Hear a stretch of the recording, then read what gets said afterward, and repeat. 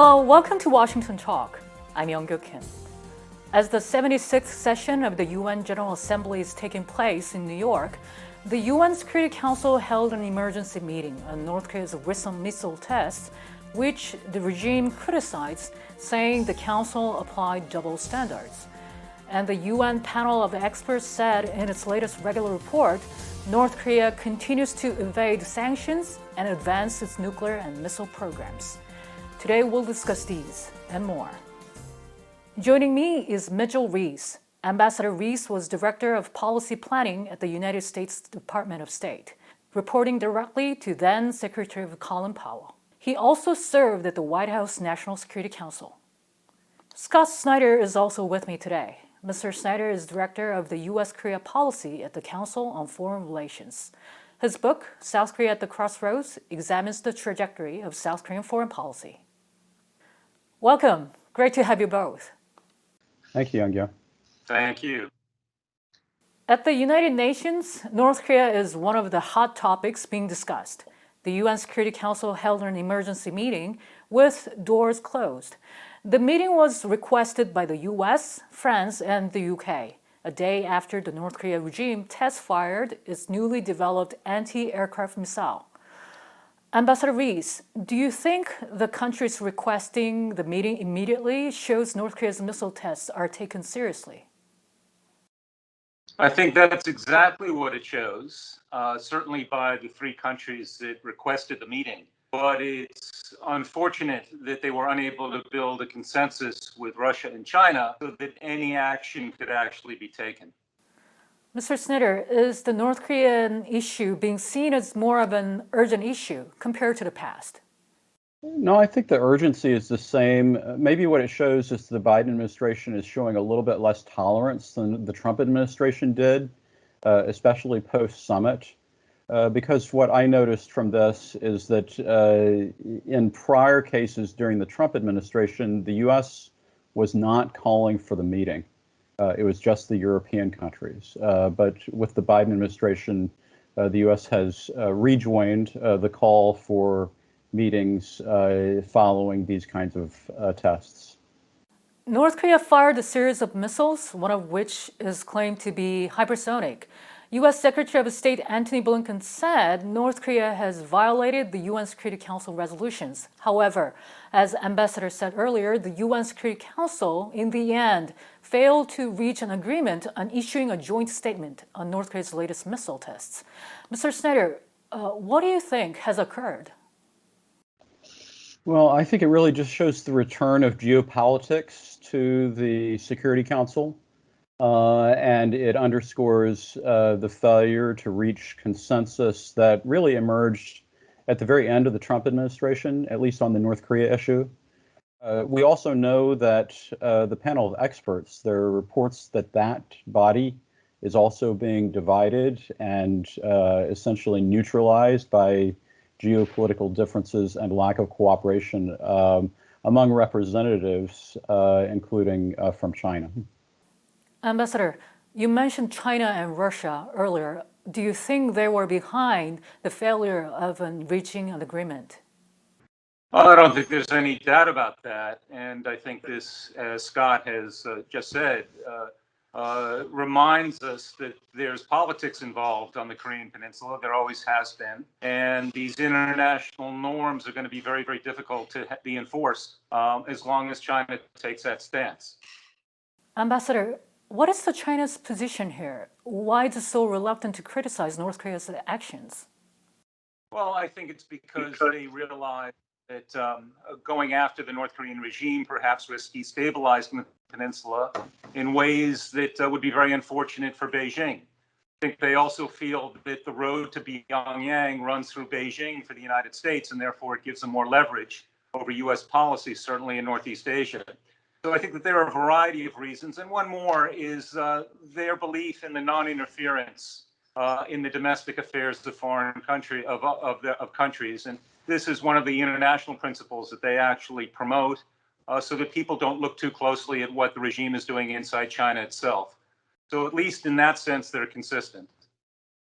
Ambassador, just to add to that, do you think the current US-China competition is also affecting China's stance on North Korean issues? Well, I think that it's certainly not going to be doing the United States any favors anytime soon, but I think it's a broader policy that's, I think, been relatively consistent over the past few decades. They have never brought to bear the pressure that they can leverage over the North Korean regime in terms of food and energy, and I don't expect that they will anytime soon. Mr. Snyder, the US called out China and Russia for condoning North Korea's sanctions evasion. The State Department spokesperson told VOA that China and Russia are the UN's member states that continue to allow sanctions evasion activities occur within their territories. Why does this keep happening? Well, again, I think it's really about geopolitics. And in particular, I think that what we've seen is the erosion of a consensus that existed back in 2017 that enabled the Security Council resolutions to be passed. And we see that the Chinese and the Russians have, even though they're on the record as supporting these resolutions, they clearly have been backsliding in terms of enforcement. And I think that it's probably going to remain the case that there is this division, and it's going to hobble the ability to use the Security Council as an instrument to try to put pressure on North Korea. Mr. Snyder, realistically, is there any possibility that China and Russia will change their stances? I'm not anticipating any changes, and I think it would be wise for the Biden administration to make policy toward North Korea in such a way that it minimizes any dependence or reliance on China or Russia to achieve the policy's main objectives. And Ambassador, really, isn't there any possibility that China and Russia will change their mind? Yes, I think Scott's exactly right. I can't see anything happening in the near or medium-term future that would change the calculations of Moscow or Beijing, and the Biden administration has to accommodate itself accordingly. The most important thing, in my view, has always been maintaining a strong alliance structure with South Korea and Japan. That's really the basis of any policy for stability and security in Northeast Asia for the United States, and we can't let North Korea prevent us from achieving that. Ambassador, just to add one more question about this, there are so many skeptical views in terms of the UN's role in containing North Korea's nuclear ambitions. Can we expect something out of UN meeting? It's never a bad thing usually for people to talk about these issues, to raise the profile, to at least highlight at least where the differences are. A lot of it's simply political symbolism at this point, and until there's a consensus among the five veto-bearing members of the Security Council, you're really not going to have a whole lot of collective action. But there are things that the United States and its allies can do in terms of sanctions that hopefully won't be undercut by Russia and China. But that's going to be limited going forward.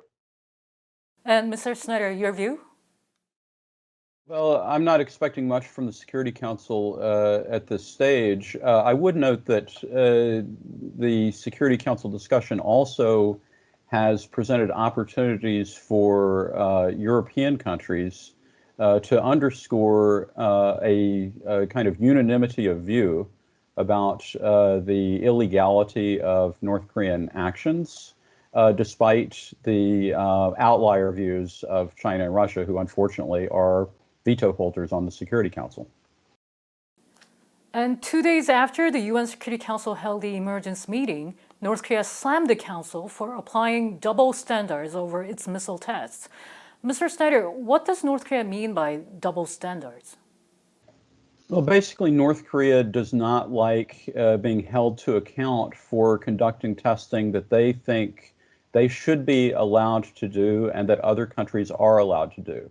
And so essentially what they're looking for is acceptance of their program and their testing, despite the fact that it was illegally pursued through violations of the NPT. And they are constantly using the UN in order to express their resentment, especially about U.S. testing as related to missile defense, which is ongoing. Right. Ambassador, what do you make of what North Korea is claiming? Does this make any sense? Well, I think that we risk misunderstanding the situation if we think that North Korea is irrational or crazy. Those are not terms that I think apply. So on their own terms, they're trying to get out from under sanctions that hobble the regime, raise the cost of their doing business. And so it's completely logical that they would like to have these constraints removed from their programs. And ultimately, I think they want the world to bless their nuclear weapons status. And so that really, I think, is what their long-term strategic goal is, that they be accepted as another nuclear weapons state. And that, of course, is something that the United States and most other countries around the world are refusing to accept right now. And the White House spokesperson, Jen Psaki, said right after North Korea's missile test, the U.S. has made specific proposals for discussions with North Koreans, but Pyongyang has not responded so far. Ambassador, why do you think this is the case? Well, let me just say a couple of things about talking to the North Koreans. First of all, we the United States can always talk to the North Koreans through their UN mission in New York City. That has been a channel that's always open, and it's often been used by administrations, both Republican and Democrat. So the idea that we don't talk to the North Koreans, I think, is a little bit misleading. Rather, I think what people really focused on is having a permanent negotiating process that's relatively routine and standard.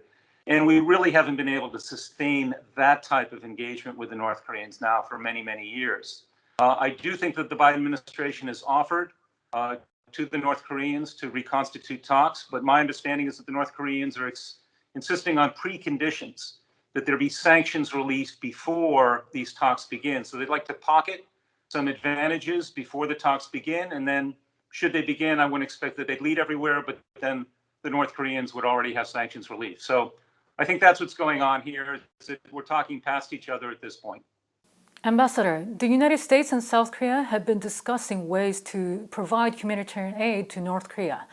Do you think humanitarian aid is not enough to bring North Korea to the table? Well, I have been pretty consistent in believing that humanitarian aid should be judged on its own merits. It should not be tied to any diplomatic or political initiatives. You know, as President Reagan said years ago, a starving child knows no politics. So there are some preconditions, some conditions in terms of whether or not North Korea merits getting humanitarian assistance. Will it go to the right people? Is there real need? These are the sorts of things that need to be assessed. But I don't believe it should be used as a carrot to entice the North Koreans into a negotiating stance. Mr. Snyder, going back to North Korea's approach towards the U.S. and South Korea, why are they acting so differently?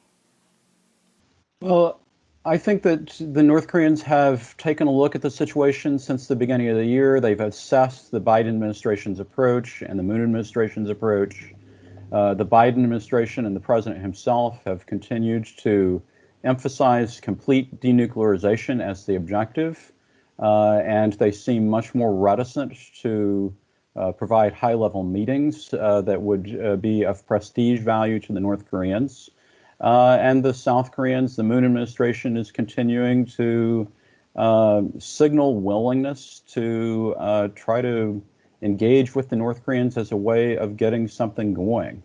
And so it makes sense that the North Koreans would shift from an approach that had been focused on symmetry with Trump in the previous administration to an approach that would try to yield gains in terms of inter-Korean engagement, while also trying to magnify some differences between the U.S. and South Korea.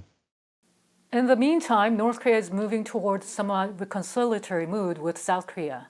The two Korea reopened their liaison and military lines. Ambassador, is North Korea preparing itself to resume dialogue with South Korea? I think North Korea would like to resume dialogue with the South in order to see what concessions it can extract, at least while President Moon is still in office.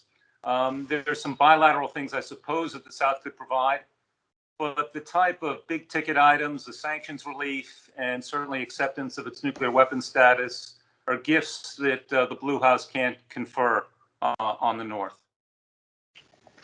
Well, I think that the North Koreans are pursuing what I think has been referred to as the Uri Minjok-Kiri strategy. They're trying to look for ways to align with South Korea in order to generate divisions with the United States. The Moon administration is providing potential opportunities to do that. And most notably, we've seen the South Korean foreign minister recently publicly voice desires for sanctions relaxation that have been rejected by the State Department spokesman. And so I think the North Koreans are probably quite pleased to see that there is visible space between the positions of the two governments on that issue. There are some people in South Korea suspecting that North Korea is trying to intervene in South Korea's presidential election slated next spring. Do you share that view? Well, I will have to wait and see. I think we have some months to see how that might develop, and I think that it might be premature to cast it in that way yet, because there probably may be opportunities. North Korea has always been an issue in South Korean politics, the quote-unquote North Wind, Bukpung, and normally it's been the North Korean threat that has been the focus. What's interesting with the Moon administration is now it's actually the North Koreans' conciliation that could be the factor that might intervene in the context of Korean politics. Ambassador, do you see there's a possibility that North Korea is trying to intervene in South Korea's presidential election? I think we should expect that they'll try to do so. I think that this would not be the first time that has happened. I'm not sure that it's ever had the desired effect that Pyongyang intends. But the larger point is exactly as Scott said, is that this is really just another attempt to try to divide allies from each other, to create division, to create public mistrust. And again, that's why the underlying basis for any policy towards the Korean Peninsula has to be alliance management, and to make sure that there's as little daylight as possible between the United States, South Korea, and Japan with all things regarding North Korea. Earlier, South Korean Foreign Minister Chung Eui-yong said Seoul and Washington should consider easing sanctions on North Korea as a way to entice the regime to the talks. The United States rejected such call, saying it is important for the international community to send a strong, unified message that North Korea must hold provocations. Ambassador, what can you tell from the U.S. stance? Is the U.S. still willing to talk to North Korea? Well, as I said before, I think the United States is always willing, has always been willing to talk to North Korea. As I said, there's always the New York channel at the UN. But as the Biden administration has said, they're willing to talk with no preconditions. I think the problem has been that the North has insisted on preconditions and perhaps getting some South Koreans to carry some of that water for them. The idea that you're going to deliver benefits in order to create the right atmosphere or create trust, I think really is a misunderstanding about how these negotiations take place and whether they're ultimately going to be productive. There has to be mutual interest on both sides. And coming with preconditions or insisting on preconditions is not a good way to start. Mr. Snyder, the United States maintains the strong stance on sanctions while saying it is open to talks with North Korea. Will the U.S. and North Korea be able to narrow their differences? Well, I thought the question was going to be, will the U.S. and South Korea narrow their differences? And I think that really has to be the first priority as we try to jointly engage with the North. Then, Mr. Snyder, what do you expect to happen next? What should be watched very carefully? Well, it looks like there may be some action on the inter-Korean channel. We'll have to see how that plays out.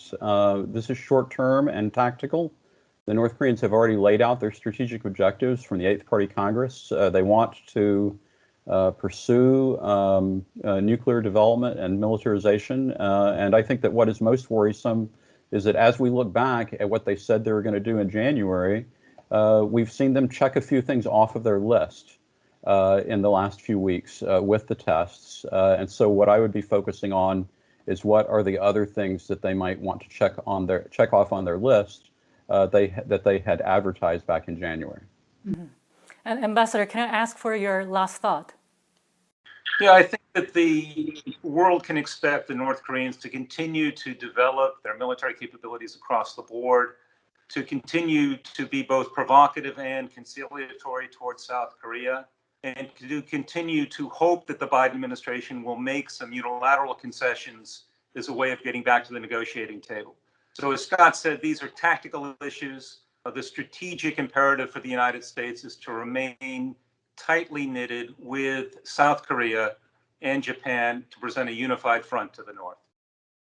Meanwhile, the World Health Organization has started shipping COVID-19 medical supplies into North Korea. And the State Department said the U.S. supports such efforts. At the same time, it stressed the North Korean regime itself is primarily responsible for the humanitarian situation in the country. Ambassador Reese and Mr. Snyder, thank you so much for your time today. Thank you. And that does it for this week's Washington Talk from Voice of America. Please join us again next week for more analysis.